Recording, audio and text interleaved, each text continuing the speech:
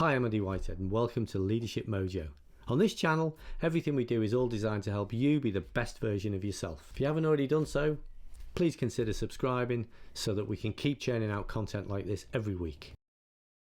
A really useful model to look at when you think about your own self-development is something called Maslow's hierarchy of needs. Let's not get too deep into this, but it is a useful model to understand, particularly the basic principles.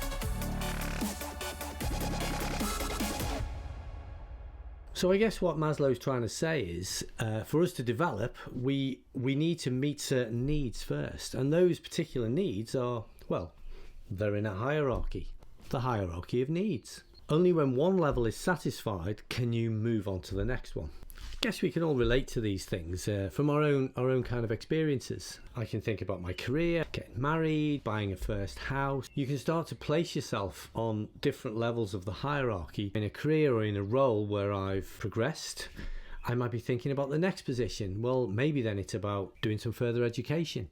And all of these things, you can relate them back to Maslow's hierarchy of needs. Maslow talks about different stages, so let's just break these down. At the bottom, we have physiological needs. This is food, drink, sleep, pretty much the things we need to survive. The next one we have is safety and security. Best way to think about these is both physical and economical. The next one up is belonging. We need that sense of belonging. After all, we all want to be loved, don't we? Next level is self-esteem. How we feel a sense of self-worth. This is where we satisfy our curious side in our search for meaning and purpose. Interestingly, this is the step where people start to look for self-development. Are you at that stage yet? Or maybe just below it? And finally, the last stage is self-actualization. It's time to get deep and meaningful. This is basically where we reach our full potential in life. We self-actualize, achieve everything that we possibly could or want to. And that's a really quick look at Maslow's hierarchy of needs. Where do you think you are on the model?